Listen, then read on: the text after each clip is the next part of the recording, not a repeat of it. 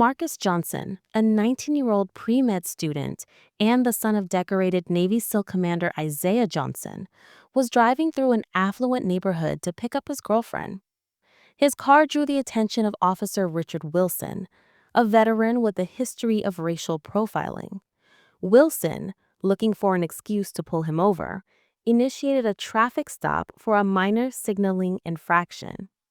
Marcus, following his father's advice, remained calm and kept his hands visible on the steering wheel.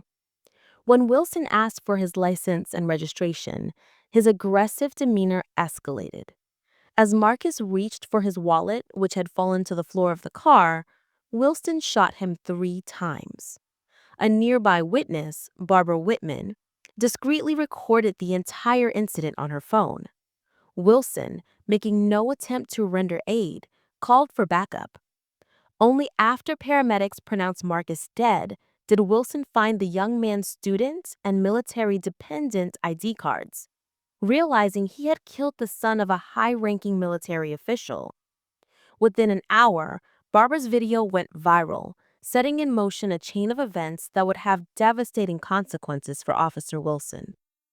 Commander Isaiah Johnson received the devastating news about his son with military discipline, allowing himself a single minute to grieve before activating Protocol Phoenix, a contingency plan he had created years ago for this very scenario. His first call was to a second-in-command, Lieutenant Commander Raylan Torres, who immediately mobilized a network of over 20 highly trained former and active military personnel.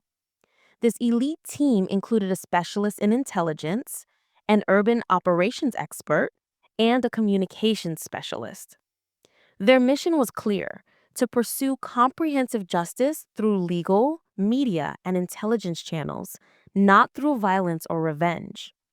The team established a tactical operations center at Johnson's home and began gathering intelligence on Officer Wilson and the police department's internal corruption. Simultaneously, Commander Johnson's civil rights attorney, Vanessa Washington, filed emergency motions and prepared a wrongful death lawsuit. Unbeknownst to Officer Wilson, he was now the target of the most sophisticated operation ever deployed against a single police officer. The morning after the shooting, Officer Wilson woke to a new reality. News vans, protesters, and unfamiliar vehicles surrounded his house. He quickly learned that the video of the shooting had gone viral, and the victim's father was a high-ranking Navy SEAL commander with powerful connections. The police department, facing intense public and political pressure, began to distance itself from Wilson, placing him on unpaid leave. Wilson's carefully constructed life began to unravel. His wife and daughter were harassed by his actions. When he attempted to leave his home, he was met with a wall of cameras and microphones. He was served with a wrongful death lawsuit and found that even his longtime drinking buddy and supervisor, Captain Frank Reynolds, had begun cooperating with internal investigators, providing evidence of Wilson's past misconduct to save his own career. As his support system crumbled, Wilson's sense of isolation grew, unaware that it was all part of Commander Johnson's methodical psychological operation. On the fourth day, Wilson's desperation and paranoia intensified. He discovered the word murderer spray-painted on his driveway, an act of vandalism that further fueled his fear and rage. He received a subpoena to appear before a grand jury, a shocking acceleration of the legal process. His police union attorney advised him to consider a plea deal, citing the overwhelming evidence and the fact that Captain Reynolds had betrayed him. In a panicked phone call, Wilson confirmed that Reynolds was cooperating with investigators and creating a paper trail to save himself.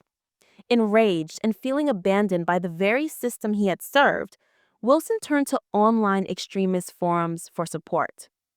Under the influence of alcohol, he posted his address and encouraged armed supporters to come protect him from what he saw as a deep state conspiracy. Major Chen's intelligence team intercepted these communications and immediately alerted Commander Johnson, who contacted local law enforcement to contain the situation and prevent a violent standoff. The situation escalated into a full-blown crisis as dawn broke on the fifth day. Wilson's neighborhood was now a war zone, surrounded by police barriers, SWAT teams, and news helicopters. The police bullhorn announced that a grand jury had indicted Wilson for first-degree murder. Just as he was on the verge of a complete breakdown, Wilson's phone rang. The calm, authoritative voice on the other end introduced himself as Commander Isaiah Johnson. Johnson explained that he had been authorized to act as a negotiator, telling Wilson that his main goal was to get him out alive and into custody. Wilson initially refused, consumed by rage and paranoia, but Johnson cut through his anger, explaining that justice was not about revenge, and his death would only make him a martyr, doing nothing to help his family. A sudden eruption of gunfire from Wilson's armed supporters outside brought him to a state of full panic. Johnson's final card, a direct line to his wife and daughter, was the breaking point. Hearing his daughter's pleading, frightened voice, Wilson finally agreed to surrender.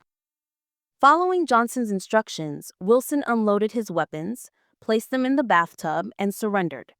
From a nearby command post, Commander Johnson watched as the man who killed his son was taken into custody.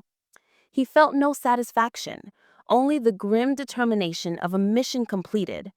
6 months later, Richard Wilson was found guilty of first-degree murder and sentenced to life in prison without parole. Commander Johnson delivered a powerful victim impact statement, emphasizing that the case was about systemic change, not just personal revenge. He spoke about his son's promise and the need for accountability. The Johnson family's civil lawsuit against the police department and the city resulted in a landmark $25 million settlement, which was used to establish the Marcus Johnson Foundation for Police Accountability and Reform. Commander Johnson retired from active duty to lead the foundation, using his grief and military expertise to fight for systemic change. The Marcus Johnson Foundation quickly became a force for systemic reform. It advocated for independent police oversight, provided legal resources to victims of police misconduct, and developed new training protocols to address implicit bias. The police department where the shooting occurred was placed under federal oversight and underwent mandatory reforms, including the implementation of body cameras and a civilian review board with real authority. Captain Frank Reynolds and 3 other supervising officers faced criminal charges for covering up Wilson's past misconduct. In a surprising act of compassion, Commander Johnson met with Richard Wilson's ex-wife, Lauren, and their daughter, Bella. He established a scholarship program for children affected by police misconduct, including those from the families of convicted officers. He told them that Bella's education shouldn't be sacrificed for her father's crimes. This act of forgiveness and empathy shocked Lauren and highlighted Commander Johnson's commitment to breaking the cycle of retribution. On the 1-year anniversary of his son's death, Commander Johnson visited Marcus's grave. He told his son that the system had not won this time, but he found no satisfaction in the victory. The pain of loss remained. That day he received a surprising piece of news. Marcus had been a volunteer tutor in an after-school program where he helped several students, including friends of Bella Wilson, his killer's daughter. The bitter irony renewed his purpose. The foundation expanded its youth programs and mentorship opportunities in communities with a history of police tension, naming it the Marcus Mentorship and Resources Program, or MMR. The powerful and tragic narrative of Marcus's death, from the viral video to the trial, was transformed into a teaching tool for police academies nationwide. It became a case study on implicit bias and de-escalation, highlighting the need for accountability and reform. Commander Johnson's methodical and strategic approach demonstrated that true justice can be achieved not through violence or revenge, but through the patient, determined effort to change a broken system.